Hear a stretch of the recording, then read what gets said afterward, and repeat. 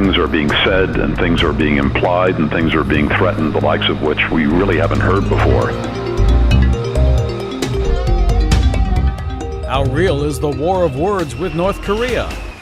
A top U.S. military brass says North Korea has not changed its military posture despite the recent escalation of tensions on the Korean peninsula. General Joseph Dunford, chairman of the U.S. Joint Chiefs of Staff, says North Korea has shown no signs of unusual military activity. In terms of the situation on the peninsula now, can you give us your judgment of where we are today, given the statements back and forth between leaders of both countries, given our aerial operations off the coast, given the response yesterday that could trigger a reaction by the North Koreans? Can you give us an assessment? Senator, I can. While the political space is clearly very charged right now, we haven't seen a change in the posture of North Korean forces. We watched that very carefully. His comments to the Senate Armed Services Committee on Tuesday contrast the view of Seoul's intelligence agency, which believes the regime has ramped up its military activity near the East Sea. Despite this, the general said the U.S. is staying watchful and vigilant and has taken appropriate measures to protect itself and its allies in the region. We clearly have postured our forces to respond in the event of a provocation or a conflict. We also have taken all the proper measures to protect our allies, the South Koreans, the Japanese, the force, as well as Americans in the area. But what we haven't seen is military activity that would be reflective of the charged political environment that you're describing. Dunford also warned that North Korea represents Washington's greatest national security threat, and it should be assumed the rogue state can already hit the U.S. mainland with ballistic missiles. I'd have to ask you how confident you are in our intelligence community's ability to monitor and detect just where they are, and how accurate you believe that end of 2018 is. Senator, from my review of the intelligence, I think that what General Hyten said and what you've just described reflects the collective judgment of the senior leadership in the department. And I think something that General Hyten said is something I've also said in public, is that whether it's 3 months or 6 months or 18 months, it is soon. And we ought to conduct ourselves as though it is just a matter of time and a matter of a very short time before North Korea has that capability. Yeah. He said there's a consensus among intelligence communities Pyongyang will have fully capable and reliable ICBMs ready within a period of months. Although the regime's missile technology, especially those related to atmospheric re-entry, has yet to fully mature, Dunford said there were no doubts North Korea will develop the required engineering solutions. Senator, I think for all planning purposes, capability development, we should assume now that North Korea has the capability. As you suggest, there are some technical elements of their program that haven't been fully tested, from a re-entry vehicle to some of the ability to stabilize a missile in flight. But I view all those as engineering solutions that will be developed over time. And frankly, I think we should assume today that North Korea has that capability and has the will to use that capability. The last major modification of our homeland missile defenses came in 2013, when, in response to an accelerating threat from North Korea, then-Secretary Hagel announced plans to increase the number of interceptors from 30 to 44. And given what we've witnessed over the past year, do you believe that the current threat environment requires additional homeland missile defense capabilities? I do, Senator, and over the last 7 or 8 weeks, we did a very detailed look at increasing ballistic missile defense capability for the North Korean threat, certainly, but for other threats as well. And we do think an increase is warranted. And I believe in the NDAA, and we certainly support that. There's an additional 21 interceptors that are in the NDAA that was just passed. The general also agreed with the notion that Kim Jong-un's main motivation for pursuing nuclear weapons is the survival of his regime. He said the military fully supports the Trump administration's efforts to find a peaceful resolution to the crisis through diplomatic pressure, warning of the serious risks associated with a preemptive strike. Sure, Senator, based on the current capacity of the North Koreans, the current threat, so both the type of the threat and the amount of missiles that they possess, we can protect Hawaii today against an ICBM. We can protect the continental United States against an ICBM. U.S. Defense Secretary Jim Mattis says the United States seeks a peaceful resolution to escalating tensions with North Korea, despite Pyongyang's claim that a tweet by President Donald Trump on Monday was tantamount to a declaration of war. In New Delhi for talks with Indian officials about strengthening U.S.-India ties, Mattis said while the United States military presence on the Korean peninsula is necessary to deter North Korea's threats, it also supports diplomatic efforts to resolve the conflict peacefully.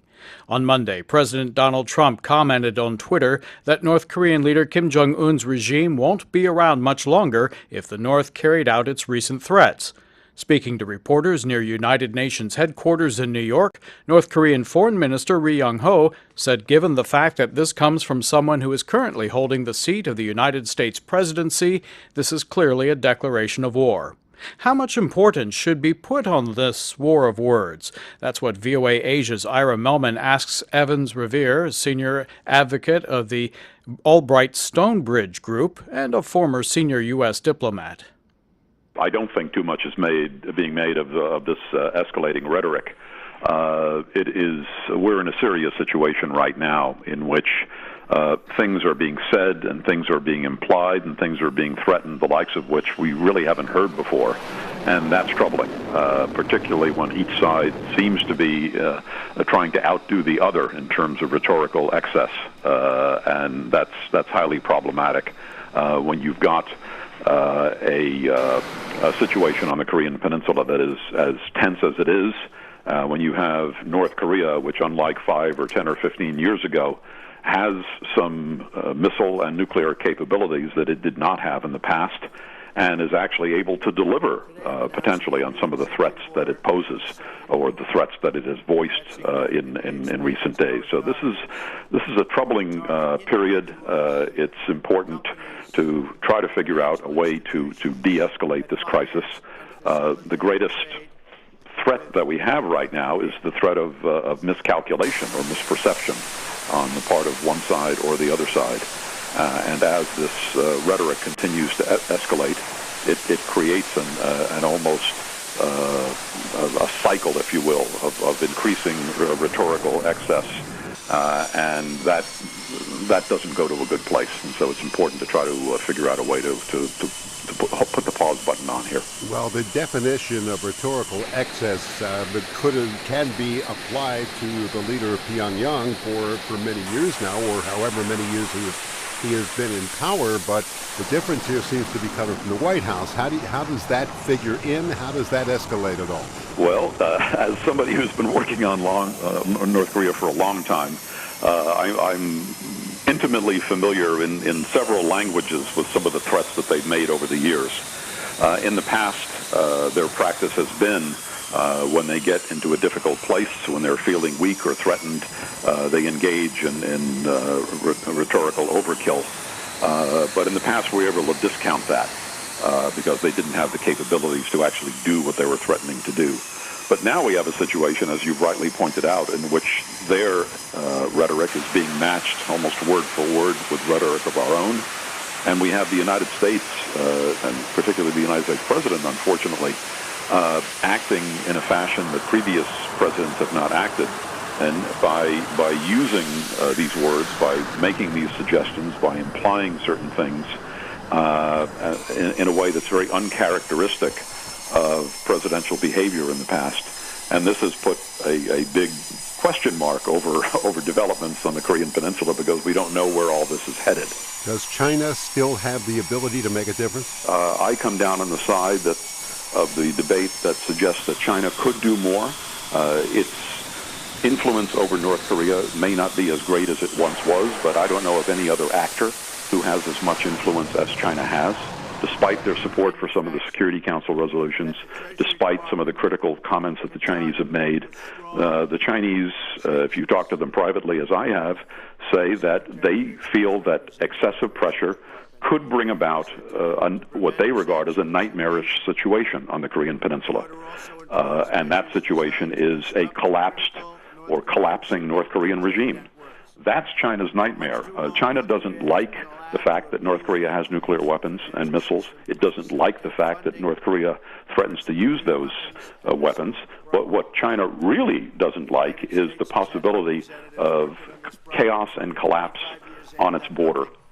And towards that end, the Chinese have been reluctant partners in putting pressure on North Korea via sanctions. And so you have this disconnect between the United States and China about the basic tool that the United States feels is essential to convince the North Koreans to go down a different path. Evans Revere is senior advisor to the Albright Stonebridge Group and a former senior U.S. diplomat. Evans, thanks so much for being with us here on Thank you VOA. very much.